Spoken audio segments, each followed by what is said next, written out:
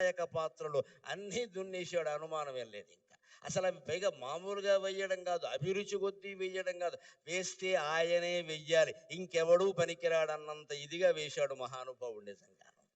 ఇందాక వేద పండితులు అటు ఇటు నుంచుని వేదం చదివారు, గమనించండి. రావిపాటి సత్యనారాయణ గారికి వచ్చిన పుణ్యప్రదమైన ఆలోచనకి నేను చేతులెత్తి నమస్కారం చేస్తున్నాను వారికి. అక్కడ సరిగ్గా శ్రీకృష్ణుడి యొక్క చిత్రం పెట్టారు. రామారావు గారు శ్రీకృష్ణ పాత్ర ధరించింది, ఇలా చక్రం ధరించి ఉన్నది పెట్టారు. నిజంగా వేదం చదువుతూ ఉంటే ఉండవలసిన చిత్రం అదే. నిజంగా సరిగ్గా వేదం చదువుతుంటే అటు సగం మంది ఇటు సగం మంది నిలబడ్డారు చూడండి. ఖచ్చితంగా అది ఏమిటంటే లలితా సహస్రంలో చెబుతారు కదా, ద్విజపంక్తి ద్వయోజ్వల ద్విజపంక్తి ద్వయోజ్వల అంటారు. అమ్మవారి యొక్క పళ్ళ వరస 32 పళ్ళు ఏమిటంటే కింద 16 పైన 16 కదా.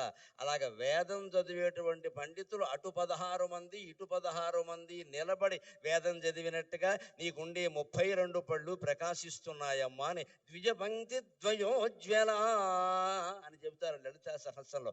అంతటి దృశ్యాన్ని వేళ పద్మశ్రీ ఎన్టీఆర్ కల్చరల్ అసోసియేషన్ వారు సత్యనారాయణ గారి నాయకత్వంలో మనకు ఎలా చూపించారు అంటే, ఎన్టీఆర్ శ్రీకృష్ణుడిగా కనిపించేలా చేసి అటు ఇటు ద్విజపంక్తి ద్వయోజ్వల అనేటువంటి దృశ్యాన్ని మనకి సాక్షాత్కరింపజేశారు. నిజంగా మన సంస్కృతిని నిలబెట్టుకోవాలంటే ముందు వేద పండితుల్ని పిలవాలి, వేదస్వస్తి చేయించాలి, కనీసం 5-10 నిమిషాలైనా చేయించాలి. సంప్రదాయం తెలిసిన వాడిని కాబట్టి చెబుతున్నా, ఏవైనా అశుభాలు మీ ఇంట్లో జరుగుతాయి జాతకం ప్రకారం అనేటువంటి అనుమానం మీకు ఏదైనా ఉంటే 4 ఘనపాఠీలను పిలిపించి హాల్లో వేదస్వస్తి చెప్పించండి అమ్మా.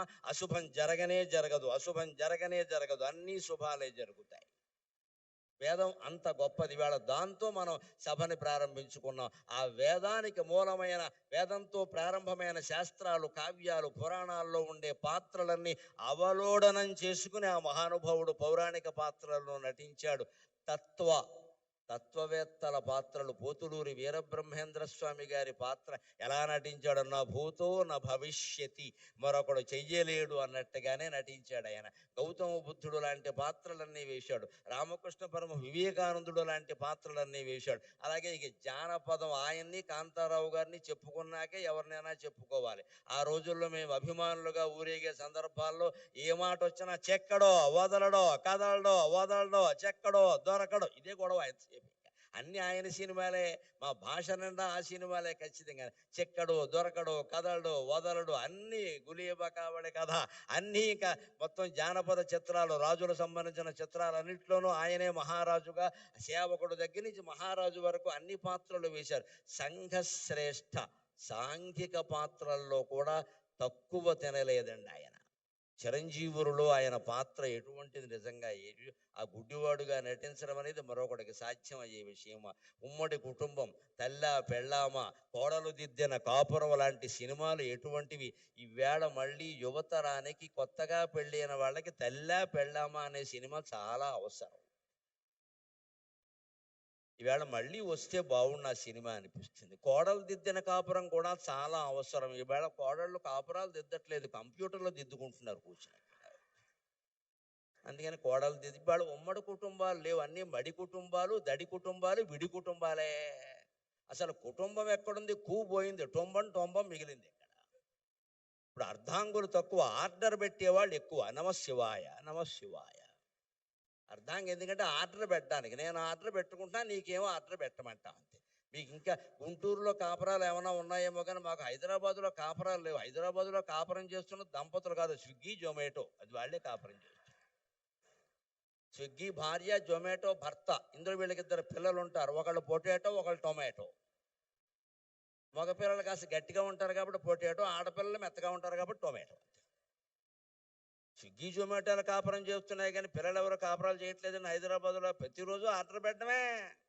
ఆర్డర్ పెట్టడానికి పెళ్ళి ఎందుకండి, పని లేక కంప్యూటర్ ఉంటే చాలు ఇక్కడ. అలా తయారైన మన సమాజానికి ఇవాళ రామారావు గారు నటించిన ఉమ్మడి కుటుంబం, తెల్లా పెళ్ళామ, కోడలు దిద్దిన కాపురం, రైతు బిడ్డ లాంటి సినిమాలు మళ్ళీ రావాలండి. మళ్ళీ రీ రిలీజ్ కావాలండి.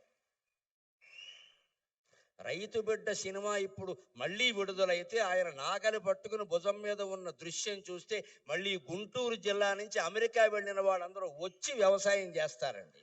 నాకు ఆ నమ్మకం ఉంది, నాకు ఆ నమ్మకం ఉంది ఖచ్చితంగా. మగాడంటే ఎలా ఉండాలరా, మనిషి అంటే ఎలా ఉండాలరా అని చెప్పి అమెరికా వెళ్ళిపోయిన వాళ్ళందరూ వచ్చి వ్యవసాయం చేస్తారండి ఖచ్చితంగా. సినిమాల ప్రభావం సామాన్యమైనది కాదండి. సినిమా చాలా పవర్ఫుల్ మీడియా, చాలా శక్తివంతమైన ప్రసార సాధనం అది. దాన్ని ప్రజా సంక్షేమం కోసం, దైవభక్తి పెంచడానికి, దేశభక్తి పెంచడానికి ఉపయోగించుకున్న మహానటుడు ఎన్టీఆర్, మహానటుడు ఎన్టీఆర్. ఆయన స్వార్థం కోసం ఆయన నటించలేదు, ప్రజల్లో విలువలు పెరగడానికి నటించారు. అందుకే ఇందాక సత్యనారాయణ గారి ప్రసంగంలో మీరు విన్నారు, వాళ్ళు అసోసియేషన్ పెట్టాక ఆయన్ని పిలిచి సన్మానం చేస్తే, ఏమిటయ్యా అసోసియేషన్ ఊరికే సినిమాలు చూస్తూ కూర్చుంటారా, ప్రజలకు ఏమైనా చేయండి అన్నట్టే. సమాజానికి ఏమైనా చేయండి. నన్ను పొగుడుతారు ఊరికే, నా సినిమాలు చూడడం బోళ్ళు మంది ఉన్నారు చూసేవాళ్ళు, సమాజానికి ఏమైనా చేయండి. ఈ మాట ఎవడంటాడండి? నిస్వార్థంగా ఉన్నవాడు మాత్రమే అనగలగడమ్మా. ఆ తల్లి కడుపు ధన్యం, ఆ తండ్రి జీవితం ధన్యం, ఎన్టీఆర్ పుట్టిన నేల ధన్యం, ఎన్టీఆర్ పీల్చిన గాలి పీలుస్తున్న మనం అందరం ధన్యులం. పౌరాణిక, చారిత్రక, తత్వ, జానపద, చారిత్రక, సాంఘిక శ్రేష్టమైన పాత్రలు, చారిత్ర